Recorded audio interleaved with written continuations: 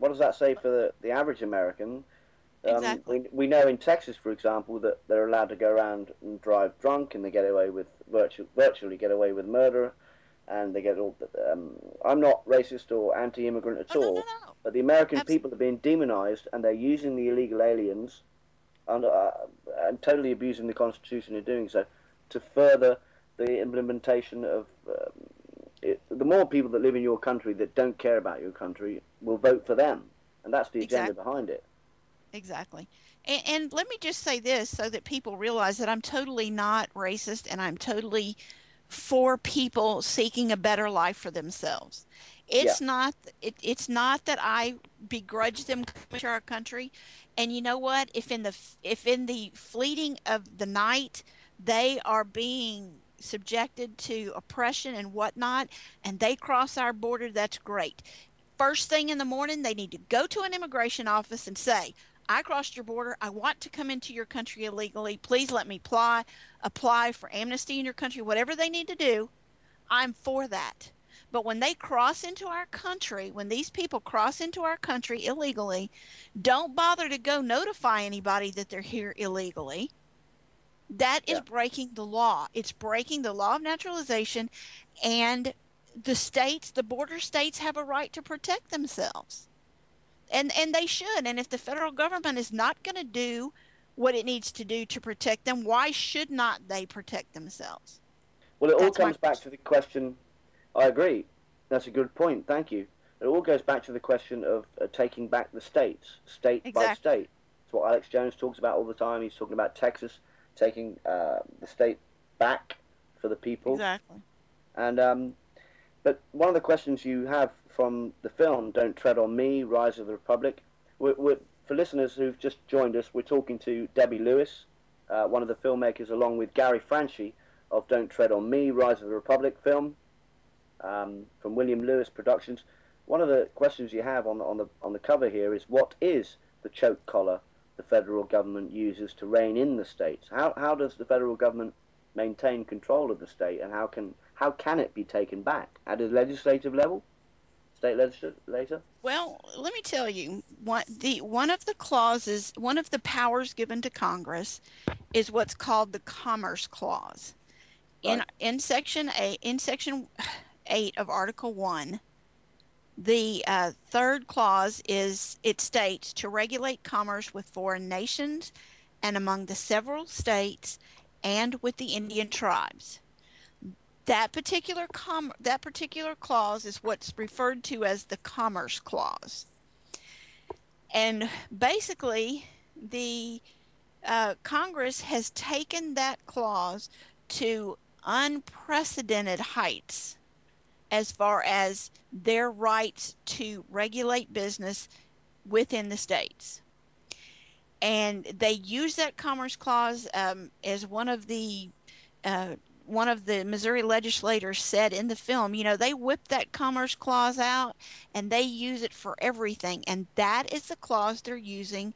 That's the clause they used to pass this health care legislation because they can regulate that business among all the states. Well, they can't because number one, they can't force us to purchase anything. That is not a right of Congress. But the Congress uses that to regulate all sorts of things. And what we're starting to see now is that as these states get angry, and of course, you know, in the United States, we still have the right to carry guns. So, you know, to own Yeah, lucky guns. you. They took that away from us a long time ago.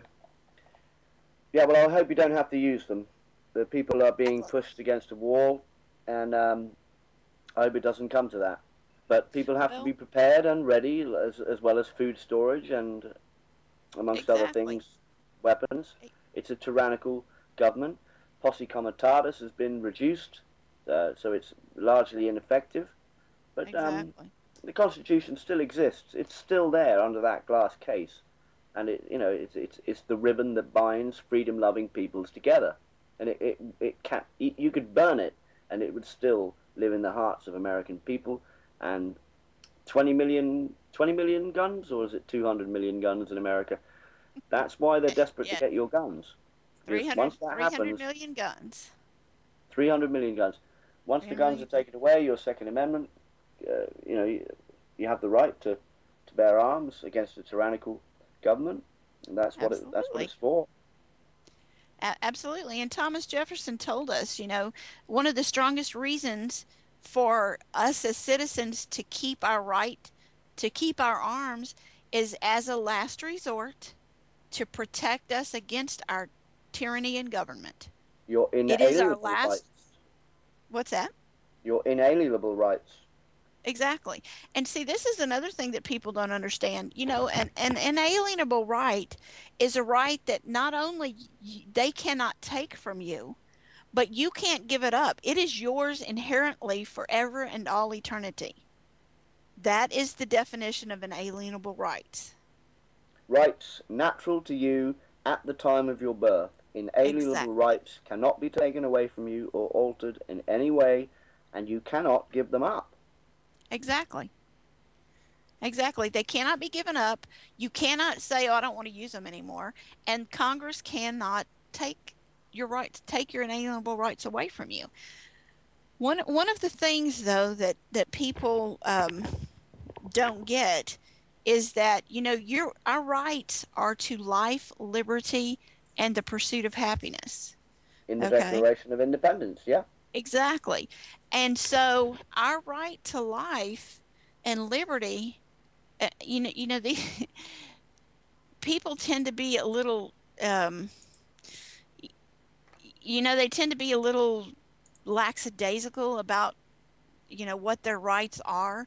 Everybody knows they have a right to freedom of speech. They use that constantly, all the time, all the time. I have a freedom of religion, freedom of speech, blah blah blah blah. But Yeah. we also have a right to live our life in a way that we see necessary. We have a right to be happy in our decisions. We have a Yeah. right, and if you go down the list, let's just define a couple of things. You know, Okay. take the word liberty. The word liberty is easy.